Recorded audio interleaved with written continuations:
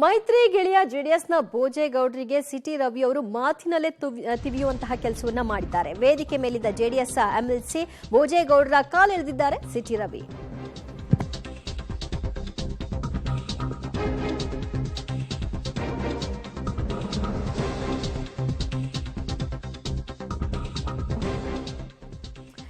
ಮೈತ್ರಿ ಗೆಳೆಯ ಜೆಡಿಎಸ್ ಭೋಜೇಗೌಡರ ವಿರುದ್ಧವಾಗಿ ಇವತ್ತು ಸಿಟಿ ರವಿ ಅವರು ವೇದಿಕೆಯಲ್ಲೇ ಮಾತನಾಡೋ ಮೂಲಕವಾಗಿ ಅವರ ಒಂದು ವಿಷಯವನ್ನ ಕೆಣಕಿದ್ದಾರೆ. 4 ಬಾರಿ ಶಾಸಕನಾಗಿದ್ದಾಗ ಹೆಚ್ಚು ಕೆಲಸವನ್ನ ಮಾಡಿದೆ, ಆದರೆ ಈ ಬಾರಿ ಹೆಚ್ಚು ಕೆಲಸ ಮಾಡಿದ್ರೂ ಸೋತೆ.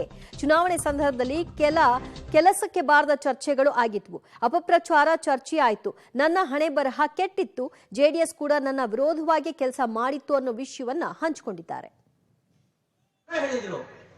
ಮತ್ತೆ ನೀವೇನು ಓಟ್ ಕೇಳಕ್ ಬರಬೇಡಣ, ಫೋಟೋ ಇಟ್ಟು ಪೂಜೆ ಮಾಡ್ತೀವಿ, ನಿನಗೆ ಓಟ್ ಕೊಡದೆ ಇನ್ಯಾರಿಗೆ ಓಟ್ ಕೊಡೋಣ ಅಂತ ಹೇಳಿದ್ರು.